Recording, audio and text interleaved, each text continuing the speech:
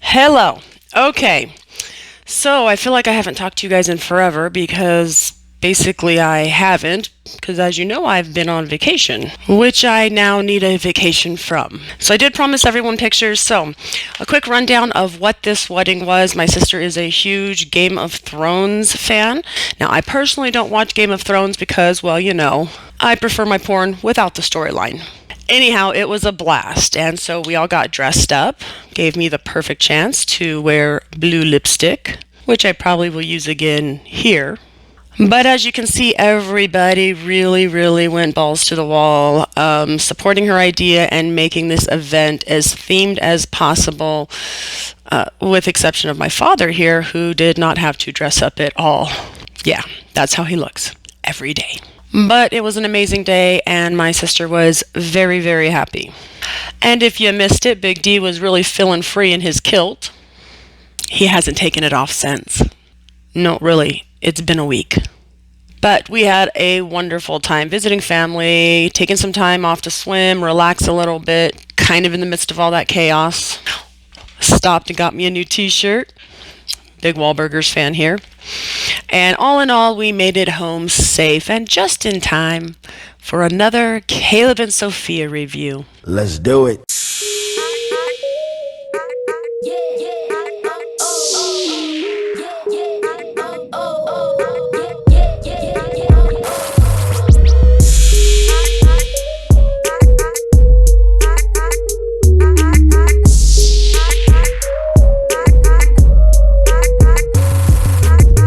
This week we're going to review Become Jehovah's Friend, featuring Caleb and Sophia, with the theme, One Man, One Woman. Wonder what that means. Wayne's World, definitely. We gotta be reviewing Wayne's World. Love them as a couple. Or my all-time favorite, Jay and Silent Bob. They're great couples, but then again, they're not one man, one woman, so... Oh! We're reviewing Driving Miss Daisy. Got it. Alright, so interestingly enough here, it opens up with, why did Jehovah create man and woman? Well, if the governing body is following in Jehovah's footsteps, then we know that Jehovah created man and woman for the free labor and unquestioning worship. I don't think we need a whole video for that. We lived it. Alright, so a very brief history. Jehovah's Witnesses are really not any different than many other religions that frown upon or completely abhor, they love using that word when it comes to homosexuality, abhor any kind of romantic relationship outside of the basic male and female. Now, I don't know how this video is going to go. I don't know what's going to come out of my mouth. But I am certainly not saying that there is anything wrong if you are in a relationship that is exclusively male and female. And if I am, you can take the slack. You'll be fine.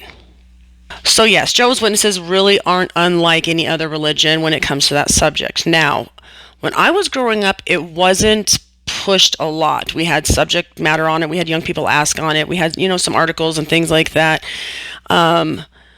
I vaguely remember, and you guys let me know if this is familiar. There was a picture maybe in a magazine. It was like two men and they were shirtless, like embracing from the waist up. Even better, they were embracing from the waist down. But they were embracing, and it was thrown in with like the pictures of the prostitutes and drugs. And so they consider homosexuality, to be a big as sin as anything else, maybe even bigger. Because you will note, I was gonna say because you'll notice, but the fact is I haven't been through all the videos yet, so I don't know. I don't think that we're going to see Caleb and Sophia videos about why you shouldn't beat your husband or wife. I'm guessing we're not going to see Caleb and Sophia videos about why you shouldn't become a drug addict, or the dangers of alcoholism. And I'm assuming we won't see a Caleb Sophia video on why it's not a good idea to grow up to be a prostitute or a pimp. But we will see a video why Jehovah loves one man and one woman. Let's check it out. I'm going to stop right here because I don't know if this is indicative of anything, but there's a picture of the cute little precious family. And why doesn't Caleb have a face? Isn't this about Caleb finding himself? Okay, so right away we have a misleading scripture. This lesson 22 has it really been 22? God, I'm good at suppressing memories. Matthew 19:4-5, which says, in reply he said, did you not read that he who created them from the beginning made them male and female, and said, for this reason a man will leave his father and mother and will stick to his wife, and the two will become one flesh. And that's all it says. But if you read the question before, or the verse before, the Pharisees came up to him intent on tempting him and saying, is it lawful for a man to divorce his wife on every sort of ground? In which case the answer was, a man and woman should stick together and the two shall become one flesh. And then they follow up with, then why did Moses prescribe giving a certificate of dismissal and divorcing her? So this scripture is actually whether or not it's acceptable to get a divorce. But as usual, they just pluck out the two little verses that talk about one man and one woman. Let's talk about gender for a second, because many, many times throughout this wonderful book, and yes, I'm using the old version, had my JW brother over a couple of weeks ago. I had put my silver sword out on display. The Society's silver sword, not my regular silver sword. But many times in this book, it references men as in people. Okay? So sometimes religion and the witnesses are going to say that man means someone with penis, woman means someone with vagina. But other times they're going to say man means everybody. Let's also remember who wrote this. Fred Franz. We haven't even started yet, and already it's happening.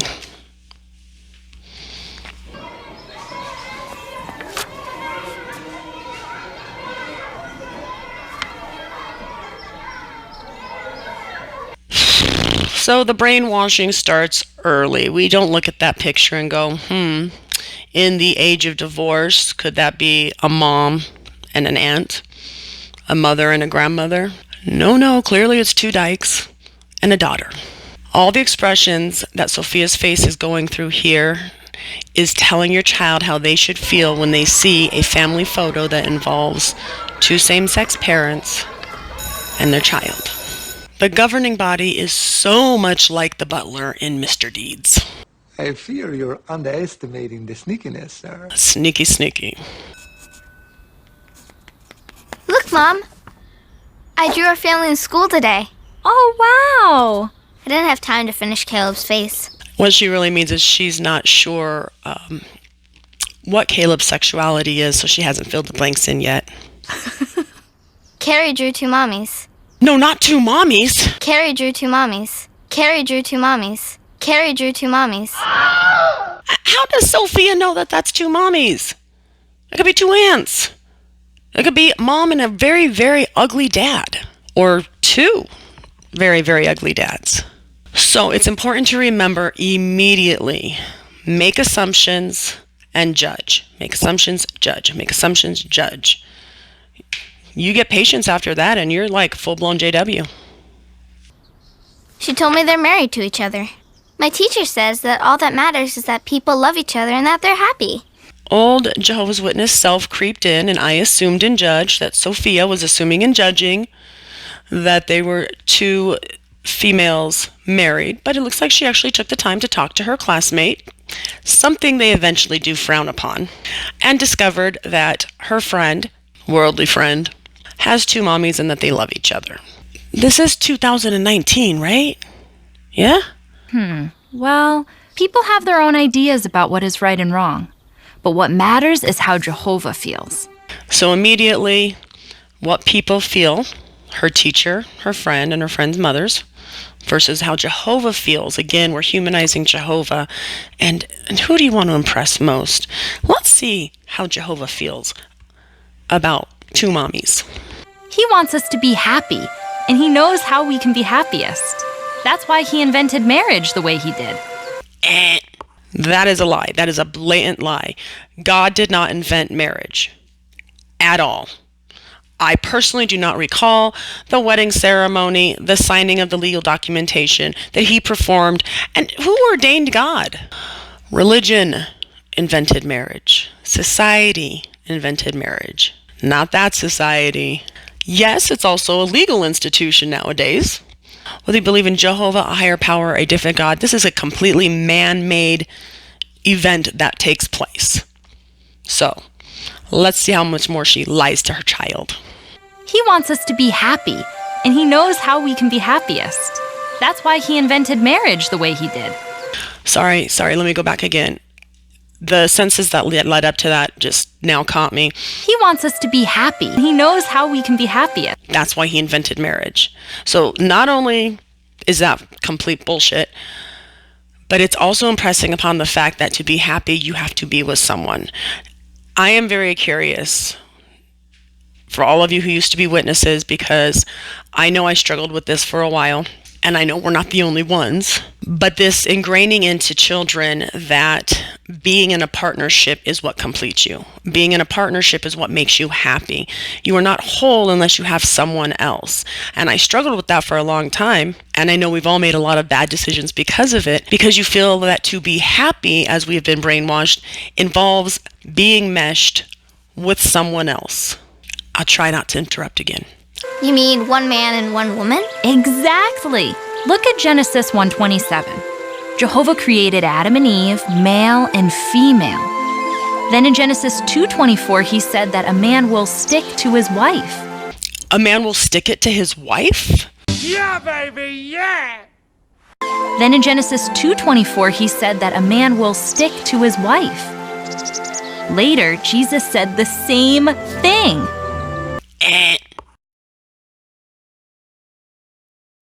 All right. So first of all, nowhere in the Bible does it say that homosexuality is a sin. In fact, I don't believe that the word homosexuality was even invented until the late 19th century. That is in Hebrew, Aramaic, and Greek.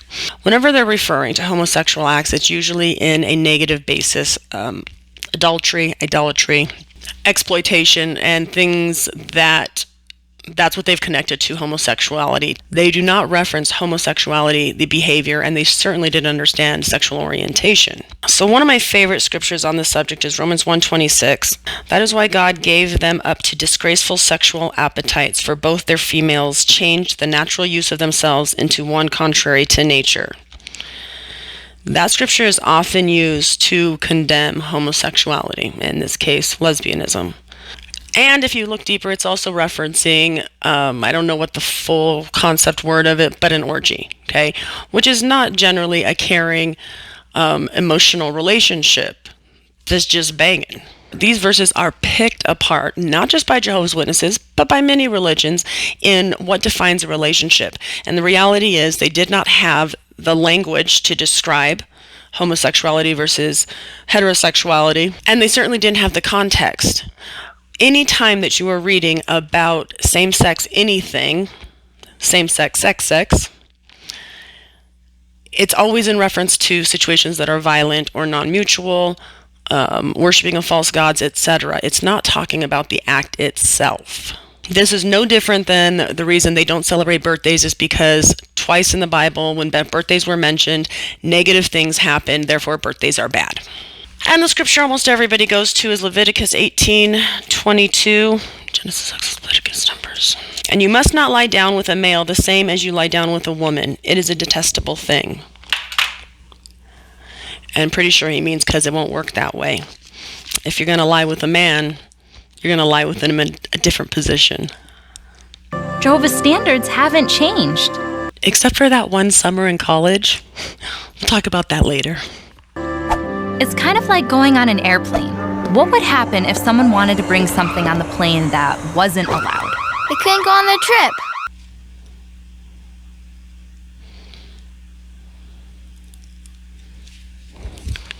It seems to me, and this is very common when you're being raised a Jehovah's Witness, that they really gloss over why something is wrong. They gloss over quite a bit, and they gloss over any kind of logic. They're going to go straight to this child example of why bringing something on your trip, which I'm assuming is the road to paradise, and trying to carry on something that doesn't belong there. The verbiage is so freaking clever.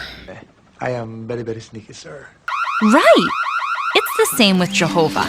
He wants us to be his friend and live in paradise forever. But we have to follow his standards to get there. He wants us to follow his standards. So, like sacrificing our children, plaguing and murdering people we don't like, only committing murder in his name. And nowhere in the Bible does it say that you need to count your time. Never once saw Jesus with a return visit card, counting his hours, writing down how many books he placed or how many people he healed. Never once saw him asking the disciples and apostles to make free literature. At Matthew 7:13 and 14, it talks about the road leading to paradise. To get there, Jehovah says we have to leave some things behind. So let me see if I'm understanding this correctly. Jehovah made man. Man made babies. Babies born as they be born. Jehovah says leave that behind in order to come to paradise, which of course is going to stem the argument of whether or not homosexuality is a choice. Now sometimes it is. I got a family member that's a little barsexual. She has a couple of cocktails and Anything goes. but generally, as most of us know who use common sense, logic, reasoning, and science, that it is not a choice. Then again, Watchtower only uses science when they can cut it to pieces, use a lot of ellipses, and bend it to their benefit. So. Means anything Jehovah doesn't approve of. That means anything Jehovah doesn't approve of. And yet, she still hasn't said that Jehovah doesn't approve of it. It just says that in the beginning, he made Adam and Eve, and the two became one. But also, if we want to stretch it Watchtower style, maybe what actually brought them together was the fact that she was made from his rib. And maybe it's an abomination for us to be having sex with someone whose rib we weren't made out of. You can twist just about anything. But I want everyone to get to paradise. So does Jehovah. So does Jehovah. Unless your friends' mommies keep fondling each other's flowers. But keep in mind, these are also the people that say giving head is wrong. Because the 8 governing body members aren't getting any. Head, that is. Well, maybe, because I do question a couple of them.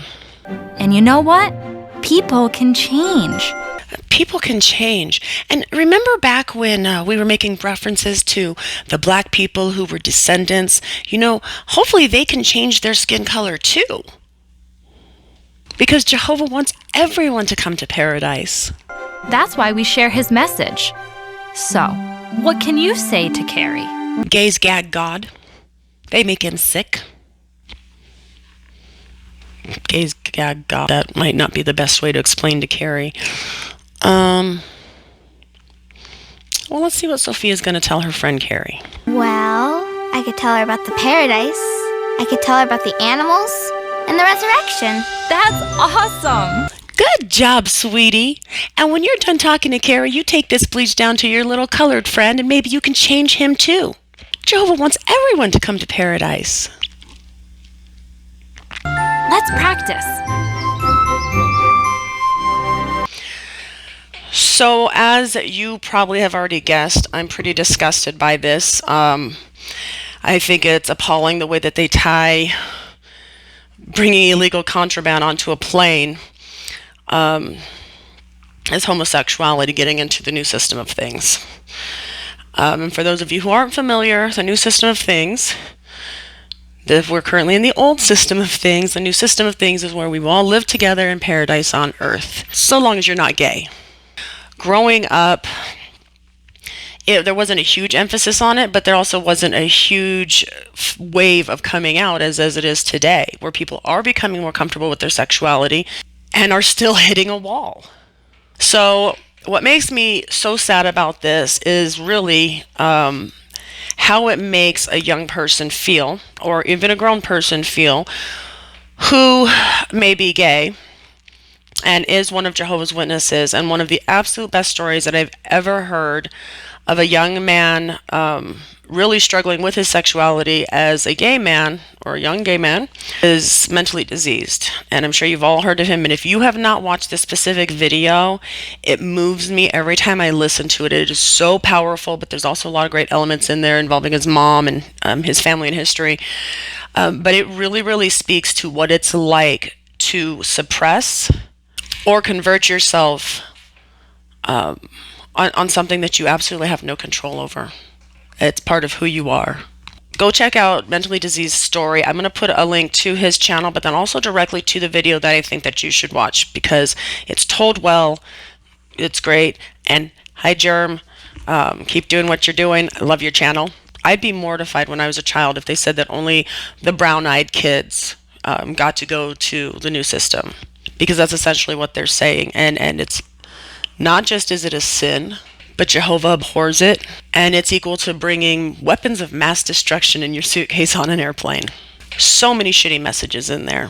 But for me, on a personal level, my best friend growing up was a lesbian. Now, did I know she was a lesbian? No, I didn't know I was straight, with a couple of crooks here and there. You don't even think of these things growing up. You're growing up as who you are. And many, many years later, it came out that she was a lesbian, which I should have known, because I swear to God, she's had the best mullet since like the 2nd grade. Anyhow, so when it came out, my sister had asked me, hey, did you know so-and-so is gay? And I said, yeah. I never thought about it since. I just knew as a child, she saw things a little differently than me. When she would go, oh, I love that little Jane girl in school. Doesn't she have the most beautiful hair? That little Maddie girl in school let me hold her hand. Well, yeah, it all makes sense now, but she was just doing what is instinctual to her and what feels good and what makes her happy and doing what she's drawn to. I always just thought that she had a very unique and beautiful perspective on the world and saw things in a way that I didn't, which I guess she kind of did. Anyhow, she is no longer a witness. She can't be a witness because she's a big old homo. And it absolutely breaks my heart because she is so mentally in. I was looking forward to seeing her at my sister's wedding this last week, but she couldn't go because she used her vacation time to go to the convention. And it frustrates me and it infuriates me because how she has to feel on the inside, still mentally and spiritually dedicating herself to this organization, or as she thinks, Jehovah, while she's completely tormented inside by the fact that he does not love her and she will not live forever in paradise on earth. She's almost 50 years old. And while she is, like I said, full-on lesbian, she's married, she has kids and everything, she still can't be her true, authentic self because she's got one foot in this crap. And I will tell you that psychologically it has damaged her severely, and she has made some horrible choices. Better now, yes, but 4 decades of really, really bad choices because you hate yourself and you're confused. And Jehovah's organization that you love so much says that you are disgusting. So to see this garbage being spoon-fed to kids at such a young age makes me sick. It makes me sick. It's unacceptable. And on that positive note, all right, shift gears a little bit. If any of you are witnesses, I cannot implore you enough to get out. There are so many groups out here that will help you, can talk to you. The emotional support is huge. Don't put your kids through this. God, I feel like this video's gotten melancholy and blech. It's just a very infuriating subject. Let me know what you guys think and what your experience have been. It's 2019. Let's move on. Okay. And so on a personal note, really quick, as you guys know, I just got back from vacation. And the day we came home, our youngest daughter moved out. She's the last. And we came home to a semi-empty house. And it's a weird feeling. It's weird because we don't see her much anyways when she was living here, but you can tell something's missing. But when we came home, and I'll share this with you, this was on the refrigerator, and it just says, thank you both. I love you guys more than anything. You guys are amazing, understanding, and have helped me so much. Your daughter. Never would have got this letter if I had raised her Jehovah's Witness, I guarantee. Never. But that was a cool thing. That's another new phase in my life. And I'm happy for her. I'm happy for all my kids. They are amazing. They've made amazing choices. And you know why? Because I didn't raise them as Jehovah's Witnesses. I mean, there's a few other things in there too, but that would be step one. All right, that's all I got for you guys this week. Don't forget that I finally have merch and it's really wrinkly. Apostates do it with the lights on. Super comfortable, but very wrinkly because I had to hide it during my mom's visit in my apostate cups, in the apostate bag, in the apostate love shack. If you like this video, don't forget to subscribe. Give me a thumbs up. Don't forget the first Wednesday of every month at 4 o'clock my time. And so you guys all need to come to give me your feedback and let's toss around some ideas, or not ideas, experiences, and make a day of it, or an hour. But I hope to see you there. And as always, I'll see you next time.